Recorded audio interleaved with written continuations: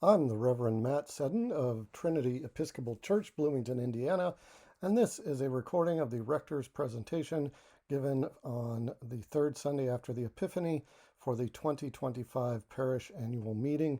It is not exactly what was recorded at the meeting. It is a recording made before the meeting to help me practice and then also to make it easy for you to see it after the meeting. So I may have said something slightly differently or added a joke or something like that, but this is a way that you can get all the critical information that I delivered in the Rector's presentation for 2025. Just to give you an overview of where we're going to go, you should go see online and see the reports that are generated for the meeting. And you should see my full online report in those reports. This presentation will not cover everything that is in those reports, not cover everything that is in my full report.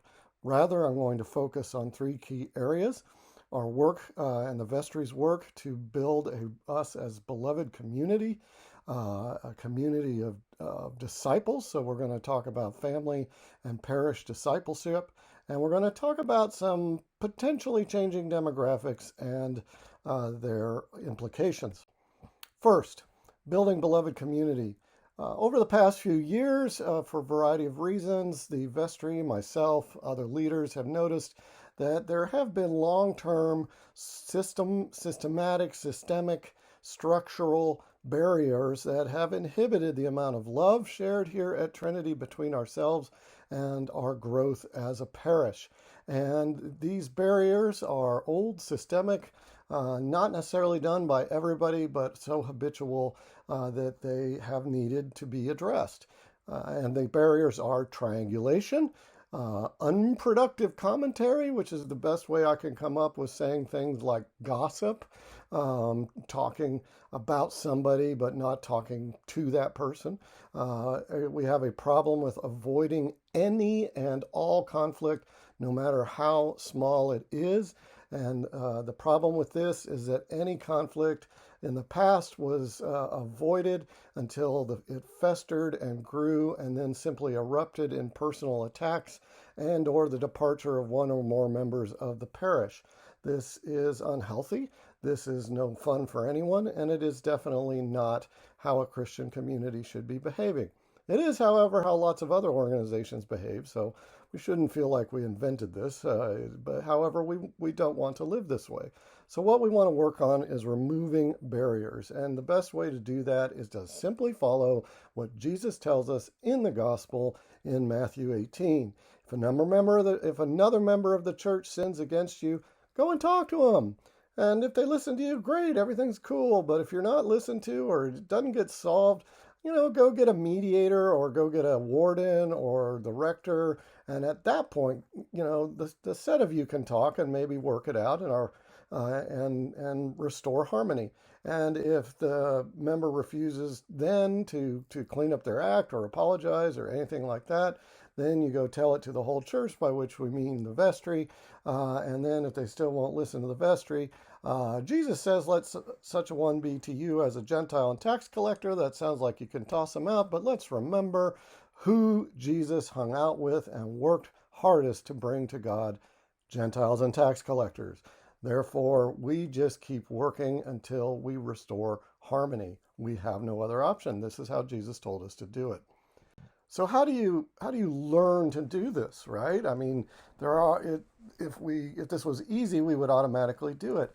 And like I said, this is not the way people do it, or this is the way people do it in other settings, in our secular lives in other parts of the world.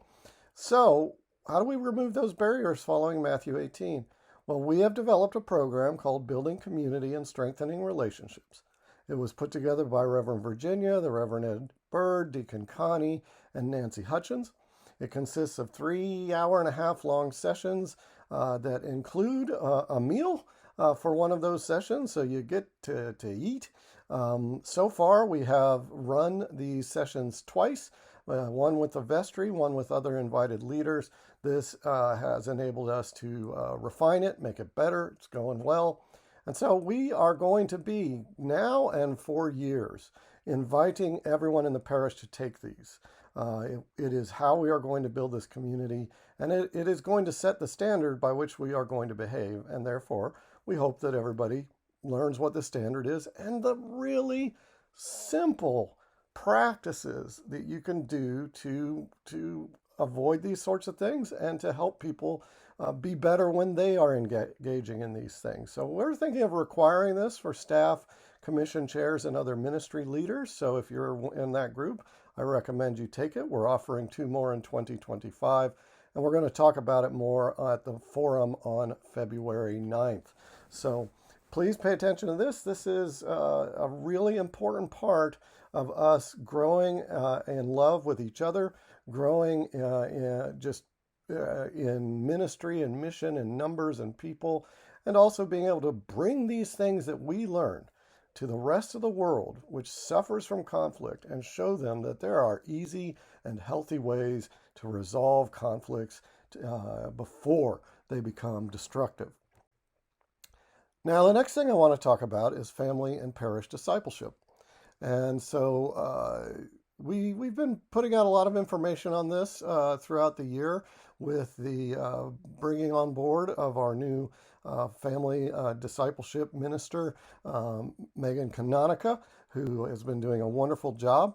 And with her and some other folks, we have decided to think of this not just as children's and youth Sunday school or youth formation or youth group, but rather becoming disciples that can live in a very challenging world. And that applies not just to our children, so teaching our disciples how to use the tools of their faith, our children, how to use the tools of their faith to live in a grounded, healthy manner in a difficult world. But that applies to their families and their parents, and it applies to people who are no longer have children in the house, or who it applies to everybody. So we've decided this is really about a coordinated effort between all ages to help us develop the tools we need to meet the challenges of the world. And what are the challenges of the world? Well, it's a volatile, uncertain, chaotic, and ambiguous world, which leads to a lot of fear and anger and difficulty. And you see people feeling they have to be angry, they have to cut people off, they have to be public advocates, but in the proper way, doing the proper thing, or you're bad and cast out and a terrible person. And this fear lurks behind all of our interactions, and it makes us worried, afraid, and gives us a tendency to be defensive and confrontational. We also live in a world that's being run by algorithms that is producing selective communities where we only hang out with people who agree with us, leading to confirmation bias, lack of openness to even listening to other ideas. We also receive a bunch of unexamined messages, mostly from our economy, that tell us we're supposed to be in competition with each other all the time. That's natural. We see everything as a transaction. You give me quid pro quo. You give me something, I give you something. We truly, as a society, worship wealth. We worship mammon. And we have become to think that the true value of humanity is our economic values. These are not gospel truths. They are not true. I mean, yes, the world is VUCA, but the rest of that is not a gospel truth. Our gospel truths that can sustain us in this world are that our fundamental identity is in Christ. We don't earn it.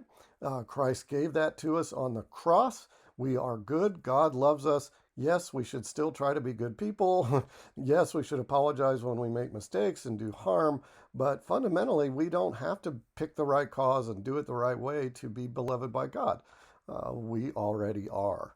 And then the second major gospel truth that counters these notions is that God's promise is the promise that is here, coming, and inevitable. The promise is the here, coming, and inevitable reign of God, by which we know that in the end, our work to bring forth this reign, to bring forth a better world that we care about, and for the people we care about, and for the creation we care about, is coming. So when we know those two things, we work to develop spiritual resilience based on a number of hopes and a number of beliefs.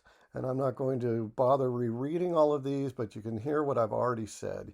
You know that you're a beloved child of God, and that gives you your hope that comes through Christ, not what you see in the world. Another key one, your salvation is through Christ alone. It is not earned, meaning you're saved. You don't have to be so defensive. Yes, I advocate for what you believe to be true, but God's going to love you even if you're wrong, even if you can't change someone's mind. And so all of these reflect living through our baptismal covenant. These are the skills we are going to be working on with our children, with our teens, with our young adults, middle adults, older adults, venerable adults, everyone. Everyone is going to learn this. This is what we're focusing on. Now, having said that, and saying actually that I've been very pleased with what Megan has been doing and how she's brought it about and how she has communicated and how things are going, I am very pleased. Having said that, I have an opportunity here for a moment to talk about both our efforts of beloved community and family and parish discipleship. And basically what I'm going to do is mention that it has come to my attention that a number of people aren't fully satisfied with the way we are doing our new family discipleship program. But instead of coming to Megan and talking about it in a healthy manner, letting her know what your concerns are so she can either respond to them or explain better what we're doing, people are, to put it bluntly, gossiping, and in a particularly nasty manner. Now, the hard part about saying this to everyone is that, no, it's not all of you. It's not all of you. So I'm not trying to make everybody feel bad. Problem is, I don't know who it is because I'm getting the information second and third hand like you do when people gossip. So I can't even go approach the people who've been doing this. So really, I'm just going to say, gossiping, if you're not happy about children's formation, if you're not happy about outreach or any other program, gossiping, talking to the people who are not part of that program, who are not in charge of it, who are not working hard on it, that's not going to fix it. They're not going to know that you're upset. If they hear secondhand that you are, they're going to be confused. Messages can get garbled and cause a lot of hurt feelings. And you're not going to get what you want by gossiping. Telling someone else, blah, blah, blah, I don't like this, isn't going to bring forth any change or help you understand why it's being done that way. So please stop gossiping. That is part of being a beloved community. Moving on. Or actually not moving on. If you don't stop gossiping, you may well get a personal lesson in how to stop gossiping. Anyway, let's talk finally about some changing demographics, or actually changing question mark demographics in the parish. These are the numbers, and the reason I put question mark is that I don't know for sure that this is a trend that is going to continue for years and years and years, but it is a trend that I think is worth noting and that we should talk about what the implications would be. You're looking at a chart of what's called ASA, which means average Sunday attendance, which is just what it sounds like, the average number of people who show up across all three services on a Sunday, going back to 2016 or 2017. And you can see we were up at about 250, was declining a little bit, took a big hit in COVID. That's not unsurprising. We had a nice big climb out of it, but not all the way back to the 250. But we were up in 175 or so, 185. And then since 2023 and 24, we've been seeing a little decline. And this year our ASA is 150. I do not know why that's the case. I know some people have left, but that does not account for a difference of about 35 members on Sundays. It could be we are getting more and more people watching online. That number has gone from about 20 to 30, so maybe that's part of it. But at any rate, and it may just be a little fluctuation, but at any rate, it may be a trend, and it's worth talking about. Now, the reason it's important is that churches function in different ways depending on their ASA, depending on how big they are. There's been a lot of research on this, and this table shows you sort of the conclusions of that well-supported research. Let me say this, none of these parish types, family, pastoral, transitional program, or resource, are good, bad, better than any other. They are all can be very good churches. They're just going to function in different ways, and it's worth understanding that. And so you can kind of see here We were up at the program size level when we were at 250. That's a church that runs programs, and that's what we were doing. We have paid children's ministers, we have multiple outreach and justice ministries. We can do a lot of different things and do it at a very high level. Um, Pastoral, if you jump after transitional to pastoral, that's a very different church. Any programs you can do are very, very minimal. Usually, like you can pull one thing off, and maybe not even that. Or you can sort of barely pull one thing off. Now, between those two are exactly what it sounds like, transitional churches. Now, these tend to be very anxious places because either people in pastoral churches are feeling like we should be able to do more, but you're having trouble doing it, or people who are from program churches or used to program churches can't understand why we're not able to do the types of things we did when we were program church size. Consequently, the church becomes very anxious with a lot of concern, feelings of frustration. So here's the key thing, as you have already figured out. In 2023 and previous, we were a program-sized parish. We were a small one, but we were one, and we fit all the characteristics. We have now dropped at 150 into the transitional size. Now, whether or not that will continue, I don't know. But again, it's kind of worth knowing about. And the main thing so yes, the key thing that I want to explain and note is that a transitional parish operates differently, can do some things, but not everything. It doesn't mean it's bad, but it does tend to be very anxious because if there's a lot of people perhaps who can see the promised land, they want to do more programs, but the numbers of people and volunteers and the funds to do it are just not quite there, and that's very distressing. But on the other hand, some people feel maybe the place is a little too big. They wish they knew every single person in the parish. They wish the rector did much, if not all, of the work. So those two reasons, among others, are reasons why transitional parishes can be anxious places. And so let me just ask for a second, stop and pause and think. Have you as a parishioner ever felt like saying, or heard yourself actually say, or heard someone else say, there's never enough volunteers, we aren't doing such and such a program very well, or we aren't doing such and such a program which we used to do, or we aren't doing one we want to do? Have you heard any of those things or thought about them? Or other big ones are fall on the rector. There's feelings the rector, you might have heard the rector is never available, or the rector doesn't do enough pastoral care, or the rector is always gone doing pastoral care, or the rector sticks their nose into everything, or the rector doesn't get involved enough, the rector delegates too much, the rector doesn't delegate enough. You get my point? These are the kinds of things that different groups will feel when they either feel they want the church to be bigger or they want the church to be smaller.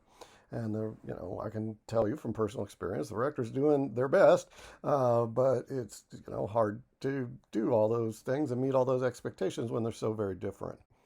Now, if you've ever thought or said even one of those, we may be transitioning to a transitional parish. And Jeff Foxworthy might put it a different way. But so, we might be. Hard to say. And again, it's not a bad thing. It's just a thing to know. And what to know is it's going to produce anxiety and frustration. However, remain calm. All is well. Because you can help. And there's a number of things you can do right now. Write these down, etch them on your brain. You can invite people to church. You can be very friendly to visitors. You can join our newcomer welcoming team if you'd like information on any of all of that. How to do that, let me know. I'm happy to help you and help train people to do that. You might want to consider serving on a ministry of the church if you're not already doing so. And by this, I mean when you hear us or a commission or a ministry ask for volunteers, don't assume that someone else is going to step up, because in all likelihood, there isn't that someone else. And just know that neither I nor the vestry have a magic wand that produces volunteers, no matter how much we would like to have them or you would like to have them.